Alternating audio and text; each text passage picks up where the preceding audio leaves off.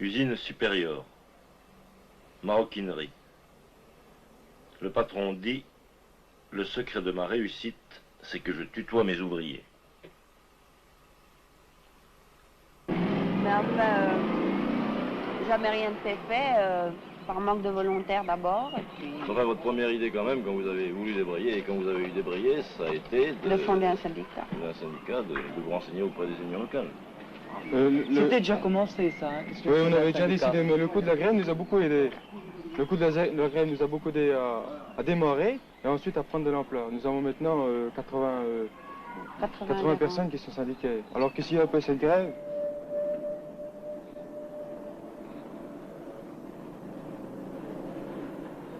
Capitale régionale, Besançon est une des villes les mieux protégées de France.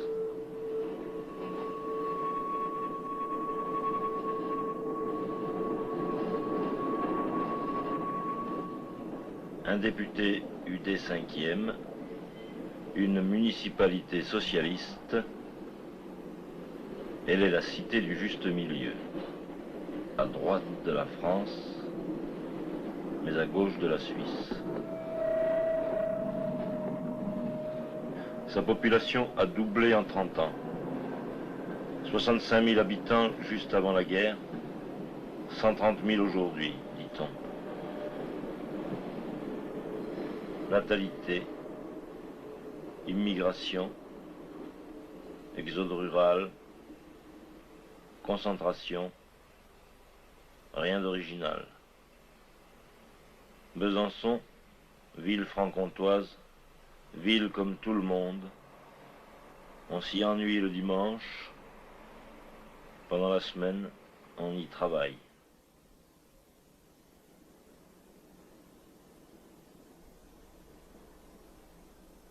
Textile, métallurgie, bâtiment, mais l'industrie byzantine reste dominée par l'horlogerie.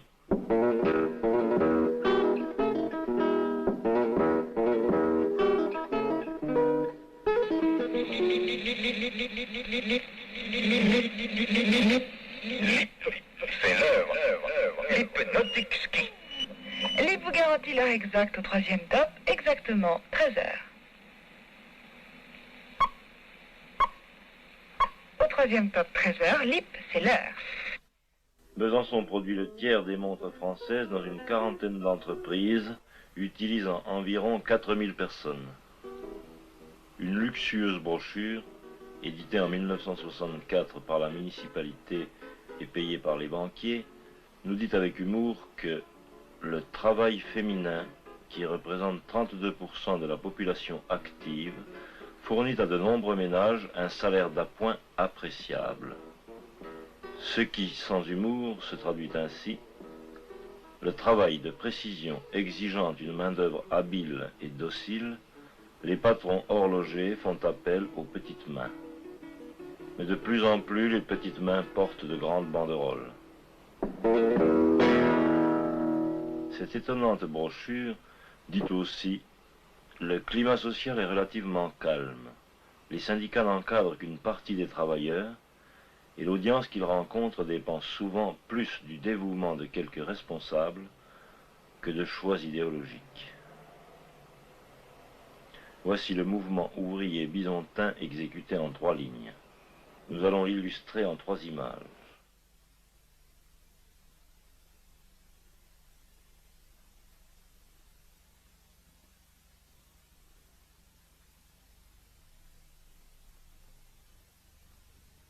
Non, je n'ai pas retourné ma veste, a-t-il dit. J'ai changé de pointure pour être plus à l'aise. J'ai pris la taille au-dessus. Oui, en dépit d'une lourde hérédité, le mouvement ouvrier se porte bien ces temps-ci à Besançon, capitale de l'horlogerie.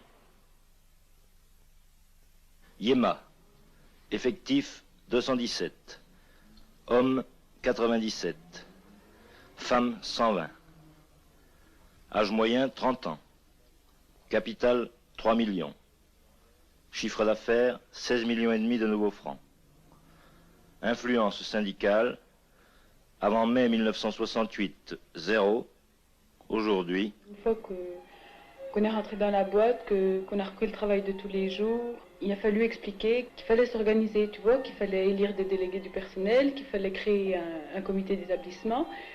Et enfin, c'est le côté de la préparation des luttes, quoi, si tu veux. C'est le boulot qu'un militant doit faire tous les jours. Et... Ainsi combattent dans les maquis des usines françaises les guérilleros de la petite aventure. Le syndicat, il vit que par ses syndiqués, hein. C'est avec l'argent des timbres et tout ça qu'on a les moyens de tirer des tracts et de faire vivre ensemble le syndicat, tu vois. Et combien est-ce qu'il y a de syndiqués dans ton usine, à la CGT? Actuellement, on est une trentaine. Il y en a eu plus. Au moment de la grève, on était 45, mais... Tu vois, c'est un perpétuel recommencement quand même. Il y a toujours des hauts et des bas. Il y a des délégués, c'est officiel, d'accord. Mais tu vois, c'est quand même tout neuf. Et les gens qui ne savaient pas ce que c'était qu'un syndicat et tout ça, ils ne savent pas exactement le rôle du délégué. Et quand tu expliques des choses, tu as l'impression qu'ils comprennent? On a l'impression qu'ils comprennent, mais on a l'impression aussi qu'ils ne veulent pas, tu vois. On dirait qu'ils ont peur de comprendre. Ce qui est terrible, c'est que les gens croient qu'ils arriveront à se faire une situation tout seuls, tu vois. Il y a cette espèce d'individualisme. Mais ça n'est pas le seul obstacle. Depuis mai, le patron essaie par tous les moyens de ramener les gens à lui. Et il y a le poison. On a eu un emmerdement, tu vois, que le patron a essayé bien sûr de présenter une liste bidon, quoi, une liste maison. Et il a fallu lutter contre ces gens-là et expliquer que s'ils ne voulaient pas faire partie d'un syndicat, c'est qu'ils n'étaient pas, comme ils le disent, indépendants, mais ils étaient liés à quelque chose, quoi. Il y a la contre-attaque directe. Cette année, il y a un syndicat, pof, on licencie. Plus l'adversaire se sent faible, plus il frappe fort, révélant ainsi la réalité de la lutte des classes. Il y a des suppressions de postes ou des trucs comme ça, on déclasse. On déclasse pas n'importe qui, tu comprends?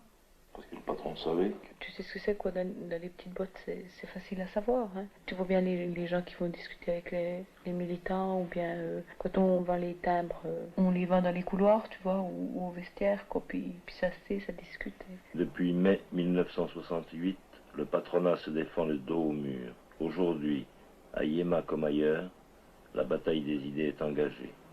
Le fait d'acheter la VO, c'est déjà une prise de conscience, toute petite, tu vois, mais c'est déjà quelque chose. Sur les problèmes de la vie de tous les jours, tu peux toujours amener la conversation sur un terrain ou syndical ou à un niveau plus élevé, à un niveau politique, tu vois. Garder le contact avec les masses, il faut expliquer aux gens, quoi, dans quelles conditions ils vivaient tout ça, et à partir du moment où ils ont compris, ils accepteront de lutter. Et à ce moment-là, il y aura un changement, parce que tout le monde voudra le changement, et ça se fera à partir de là, tu vois. Il faut qu'il y ait une poussée des masses, quoi. Il faut que... On ne peut pas faire la révolution à trois bonhommes, et puis c'est tout, quoi.